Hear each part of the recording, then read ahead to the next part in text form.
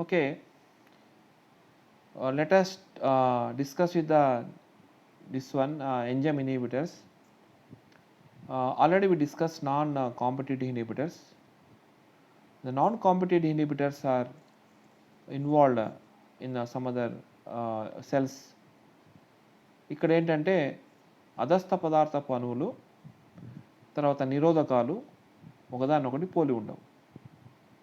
అదస్థ పదార్థపు అణువులేమో క్రియాశీల స్థానానికి అంటుకుంటాయి, కానీ ఇన్హిబిటర్స్ మాత్రము ఎంజైమ్ యొక్క ఇతర పక్క స్థానాలకు అంటుకుంటాయి. అంటుకోవడం వల్ల ఎంజైమ్ యొక్క నిర్మాణంలో మార్పులు వస్తాయి. మార్పులు రావడం వల్ల ఎంజైమ్ పనిచేయదు. So this is the non competitive inhibitors. Non competitive inhibitors అనేవి చూడడానికి ఎట్లా ఉంటాయి? వేరువేరుగా ఉంటాయి, ఒకదానికోటి పోటీ పడవు అనుకుంటాం. కానీ ఇక్కడ ఇన్హిబిటర్స్ ఏం చేస్తాయంటే other than of the active sites లోపల ఇవి అతుక్కుంటాయి. అతుక్కొని ఎంజైమ్ యొక్క నిర్మాణం లోపల మార్పులు తీసుకొస్తాయి. ఇది రెండవది. ఇక మూడవ విషయానికి వస్తే ఫీడ్బ్యాక్ ఇన్హిబిటర్స్. ఫీడ్బ్యాక్ ఇన్హిబిటర్స్లో విషయానికి వస్తే చూడండి, సాధారణంగా ఫీడ్బ్యాక్ ఇన్హిబిటర్స్ను మనం అల్లోస్టెరిక్ మాడ్యులేషన్ అంటాం. ఈ అల్లోస్టెరిక్ మాడ్యులేషన్ అనేటువంటిది ఒక ప్రత్యేకమైనటువంటి పద్ధతి. ఏమిటంటే ఒక పదార్థం నుంచి ఒక పదార్థం ఏర్పడుతుంది. అంటే ఒక అదస్థ పదార్థం నుంచి ఉత్పన్నం ఏర్పడుతుంది, కానీ అదే ఉత్పన్నం ఏమవుతుందంటే ఇంకొక రియాక్షన్కు అదస్థ పదార్థంగా పనిచేస్తుంది.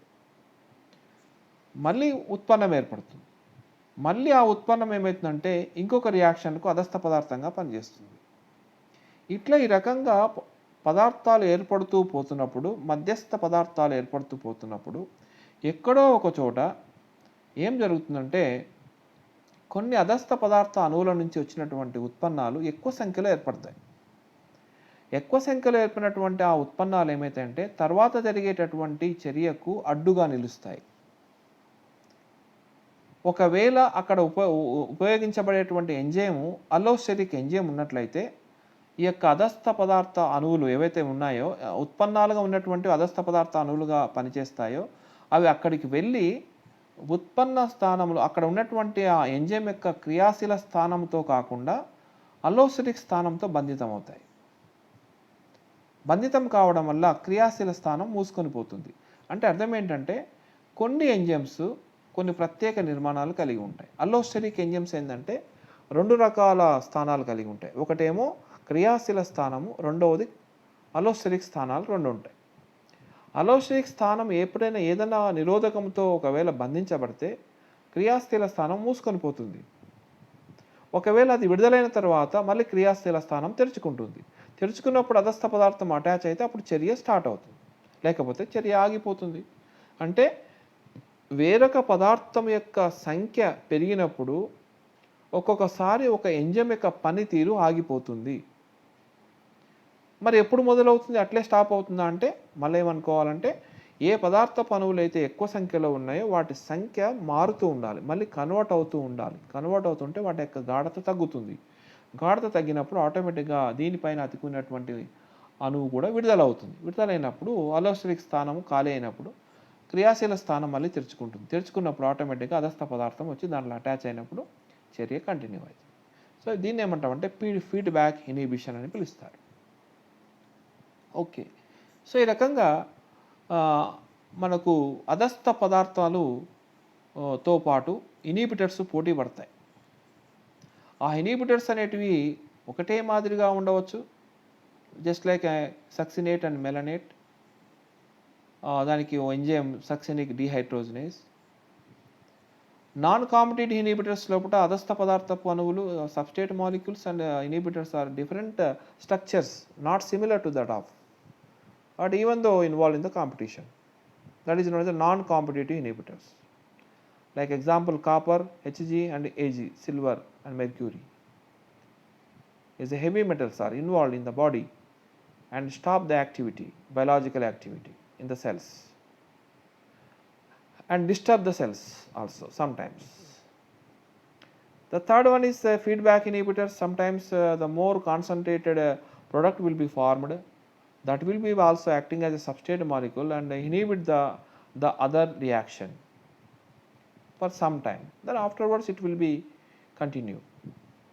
Whenever these molecules are reduced in number which are attached to the allosteric sites, whenever the releasing of allosteric site molecule, automatically active site will open and substrate molecules are attached to the active sites and reaction starts, and that substrate molecule converting into product. So this is the enzyme inhibitors. This is a very important question in the IP 2021, right? Next, coming to that classification of enzymes and nomenclature. Okay, so before that we can talk about the nomenclature also. Nomenclature is very important. In olden days we are using different terminology. The naming of an enzyme can be done by any one of the three types of nomenclature. The first nomenclature is a substrate acted upon by an enzyme. అంటే ఒక enzyme ఒక అదస్థ పదార్థం మీద పని చేస్తుంది అన్నప్పుడు ఆ అదస్థ పదార్థం యొక్క పేరును ఎంజైమ్గా మార్చి ఇచ్చారు. ఎగ్జాంపుల్ చూసినట్టయితే యూరియేజ్ అనేటువంటిది ఉంది. Urease acts on urea. Cellulose, cellulase, cellulase, సెల్యులేజినేజ్ acts on cellulose. Sucrase acts on sucrose. Maltase acts on maltose. Nuclease acts on nucleic acids.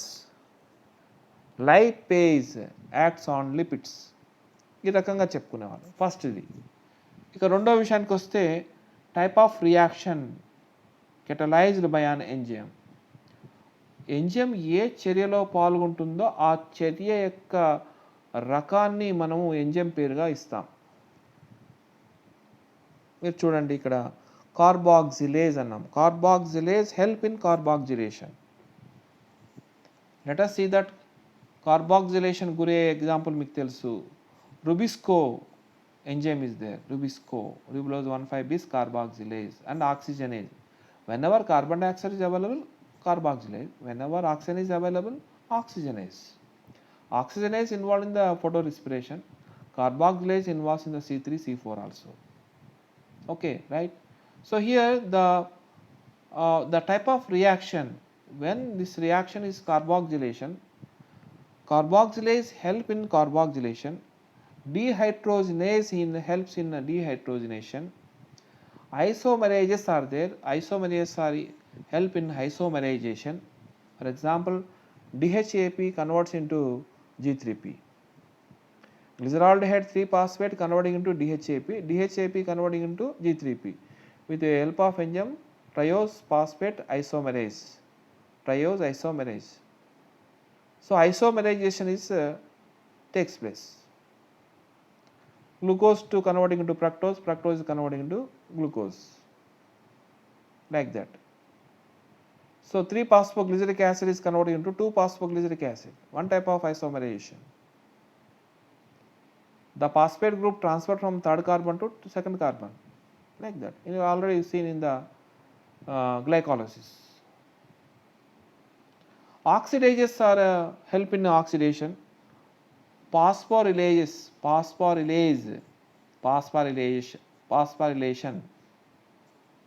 Okay. Phosphorylases acts on phosphorylation, ATP formation. Okay, ATP dissolved sometimes. Second one.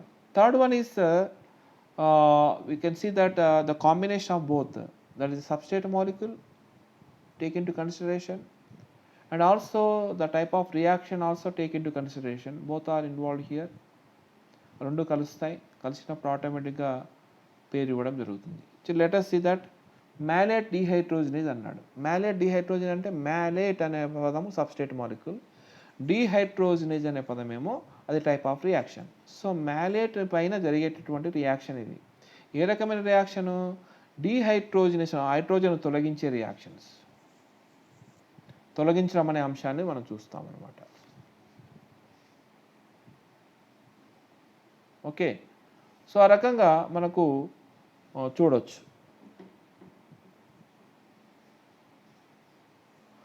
Right. Next విషయానికి వస్తే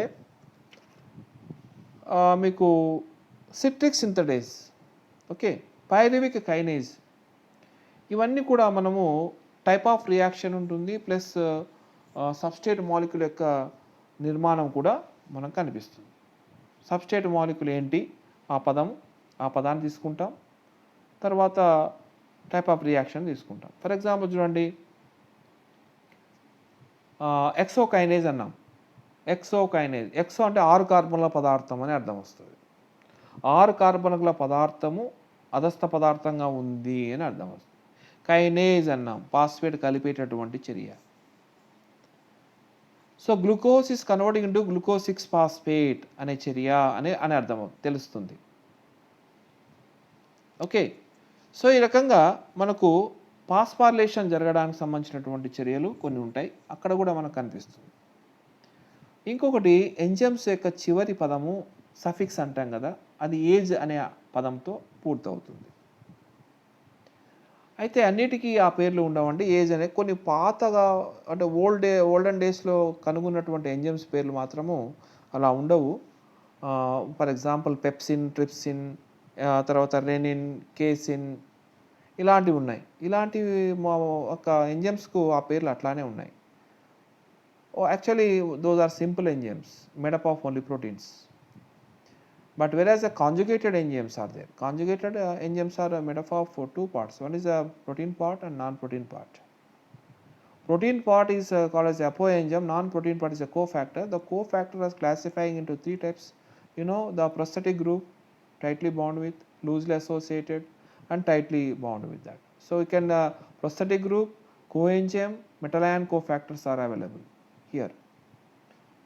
So like that, some of the enzymes are simple enzymes and some of the enzymes are conjugated enzymes are there. Well, let us discuss what is the properties of enzyme. Enzyme గురించి properties ఇంతవరకు చెప్పుకున్నాం, properties కూడా చెప్పుకుంటే ఒక idea వచ్చేస్తుంది. What is enzymes? Enzymes already we discussed. Enzymes are biological catalysts and acts on substrate molecule, converts into products, collided with substance. Okay, change the substrate molecule in converting into product, but it cannot change. It will involve in the enzymatic reaction again and again, right? So now coming to the properties of enzymes గురించి కొద్దిగా మాట్లాడదాం, ఎందుకంటే is a natural information. What is the enzyme? Enzyme is a catalytic property. Is organic structure, organic compound involved in the catalytic reaction. Second one, specificity is there. Any enzyme, particular enzyme acts on particular substrate molecule. ఒక enzyme ఒక పదార్థాన్ని మీదనే పనిచేస్తుంది అంటే విశిష్టత కలిగి ఉంది. మూడవది యాక్టివ్ ఇన్ మైన్యూట్ క్వాంటిటీ, అతి తక్కువ క్వాంటిటీలో ఉండి ఎక్కువ అదస్థ పదార్థాన్ని ఉత్పన్నంగా మారుస్తుంది. ఇక్కడ మనకు టోన్ అనే పదం వస్తుంది. టర్న్ ఓవర్ నంబర్ అంటే ఏంటి అంటే ఒక ఎంజైము ఒక నిమిష కాలంలో ఎన్ని అదస్థ పదార్థ అణువులను ఉత్పన్నంగా మారుస్తుందో ఆ అదస్థ పదార్థ అణువుల సంఖ్య ఆ ఎంజైమ్ యొక్క టర్న్ ఓవర్ నంబర్ అవుతుంది. ఓకే. సో దీని మనకు టోన్ అనే దానికి ఒక సూత్రం కూడా ఇవ్వవచ్చు. అదంతా వాడుకలోకి లేదు, కానీ అది చెప్పడానికి అవకాశం ఉంది. ఏంటంటే tone is equal to S/E into T. Tone is equal to S/E into T. అంటే ఇక్కడ టోన్ అనేది ఎట్లా తెలుస్తుందంటే ఇక్కడ S అంటే సబ్స్ట్రేట్ మాలిక్యూల్ యొక్క సంఖ్య, E అనేటువంటిది ఎంజైమ్ యొక్క నంబరు, అండ్ టైం, ఎంత టైం. ఒక ఎంజైమ్ ఒక నిమిష కాలంలో ఎన్ని అదస్థ పదార్థ అణువులు ఉత్పన్నంగా మారుస్తుందో ఆ అదస్థ పదార్థ అణువుల సంఖ్యను ఆ ఎంజైమ్ యొక్క టర్న్ ఓవర్ నంబర్ అని అంటారు అని చెప్పవచ్చు. ఓకే. సో ఆ రకంగా మనము యాక్ట్ ఇన్ మైన్యూట్ క్వాంటిటీ, తక్కువ మోతాదులో ఎంజైమ్ పనిచేస్తుంది, ఎక్కువ అదస్థ పదార్థాన్ని మార్చేస్తుంది. ఇంకోటి ఎంజైమ్స్ రివర్స్ రియాక్షన్లో కూడా ఇన్వాల్వ్ అవుతాయి, రివర్సబిలిటీ అంటారు. ఓకే, రివర్సబిలిటీలో కూడా కొన్ని ఎంజైమ్స్ ఇన్వాల్వ్ అవుతాయి. అండ్ థర్మోలబిలిటీ అన్నారు. సో థర్మోలబిలిటీ అంటే మామూలుగా కొన్ని ఎంజైమ్స్ కొన్ని రకాల టెంపరేచర్లో అవి పనిచేస్తాయి. ఆప్టిమమ్ టెంపరేచర్ ఉంటుంది, 25 to 30 degrees అనేటువంటి ఒక టెంపరేచర్ 20 to 25 degrees సెంటిగ్రేడ్ ఉంది. సో ఆప్టిమమ్ టెంపరేచర్లో బాగా పనిచేస్తాయి. తక్కువ టెంపరేచర్లో క్రియారహితంగా ఉంటాయి. ఎక్కువ టెంపరేచర్లో బాగా పనిచేస్తాయి. ఎప్పటి వరకు పనిచేస్తాయి అంటే 40 degrees వరకు పనిచేస్తాయి. ఇందాక మనం చెప్పుకున్నాం, డోమ్ షేప్డ్ గ్రాఫ్ వచ్చిందంటే కొంత టెంపరేచర్ వరకు బాగానే ఎంజైమ్ యొక్క యాక్షన్ బాగానే ఉంటుంది, తర్వాత పడిపోతుంది. అదేవిధంగా pH కూడా అంతే, సేమ్ బాగా కొంత pH వరకే బాగా పనిచేస్తాయి, తర్వాత పడిపోతుంది. ఓకే, సో థర్మోలబిలిటీని కలిగి ఉంటుంది. ఇంకోటి ఏంటంటే సెన్సిటివిటీ టు pH అన్నాం, ఇందాక కూడా చెప్పాను. సెన్సిటివిటీ టు pH అంటే పర్టికులర్ pH లోపల కొన్ని ఎంజైమ్స్ బాగా పనిచేస్తాయి, కొన్ని క్షారంగా హితమైనటువంటి పదార్థాలు బాగా పనిచేస్తాయి, కొన్ని తటస్థమైనటువంటి పదార్థాలు బాగా పనిచేస్తాయి, కొన్ని ఆమ్ల తత్వాన్ని కలిగి ఉన్న దాంట్లో బాగా పనిచేస్తాయి. సో ఆ రకంగా పర్టికులర్ pHలో కూడా ఎంజైమ్స్ పనిచేసే విధానం ఉంటుంది. పెప్సిన్ ఉంది 2.0, సో ట్రిప్సిన్ ఉంది 8.0, అమైలేజ్, యూరియేజ్, కెటలేజ్ ఉంది 7.0లో పనిచేస్తాయి. సో ఈ రకంగా మనకు పర్టికులర్ సెన్సిటివ్ pH దగ్గర, పర్టికులర్ టెంపరేచర్ దగ్గర అవి సెన్సిటివిటీని మనకు చూపిస్తాయని చెప్పవచ్చు. So these are the some enzyme properties. Okay, బాగానే ఉంది. Now coming to the classification of enzymes. Classification of enzymes అనేవి చాలా ఇంపార్టెంట్. అయితే ఇక్కడ ఏంటంటే ఇందాక నామన్క్లేచర్ గురించి చెప్పేటప్పుడు ఒక మాట చెప్పాలి, ఏంటంటే nowadays the enzyme nomenclature entirely changed. Digital number came in and exist.